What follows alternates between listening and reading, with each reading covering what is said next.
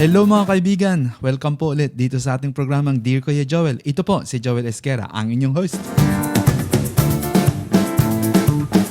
Well, isa na namang change, isang malaking pagbabago ang mangyayari dito sa ating programa sa Dear Kuya Joel.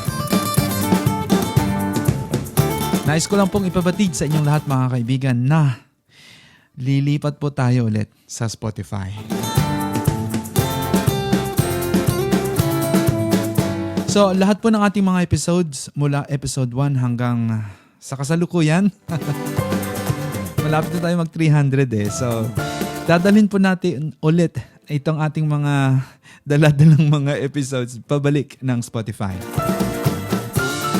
Marami po tayong mga kadahilanan. Isa na po doon dahil mabilis po ang pag-upload nila at kaya nilang i-publish ang ating mga contents nang walang mga kahirapan. Walang mga masyadong masasabi nating mga reklamo, no? Mura pati po ang pag-create ng content doon.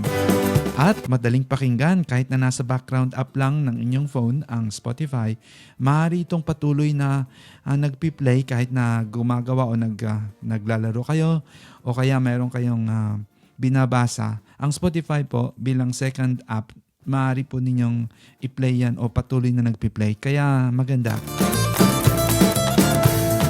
At bilang sa Spotify, maaari din po ninyong mapakinggan ang ating mga episodes doon sa digital TV, sa inyong phone, sa laptop at sa tablet. At isa pa po ay hindi matakaw sa ads ang Spotify. Hindi katulad ng YouTube, maya may ads, no? Pero mayroon din po siguro mga ads ang ating programa sa Spotify balang araw. But at the moment, gusto lang po namin talagang marinig ninyo ang ating mga episodes mula noon hanggang ngayon.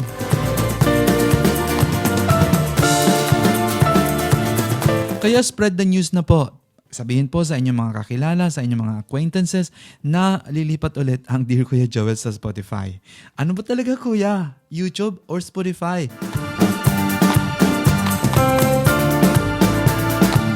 So dahan-dahan na pong gagawin natin ang paglilipat na yan. Nagsisimula na po tayo.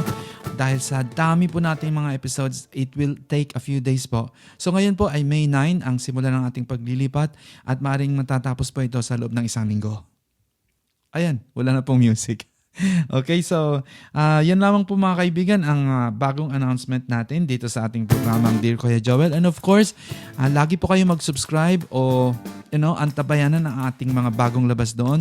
At mangyayari lamang po iyan dahil naging subscribers kayo. So, magiging subscribers din po kayo doon sa Spotify. Hihikayatin din po namin kayong mag-subscribe ulit. At the moment, libre yata ang pag-subscribe sa Spotify.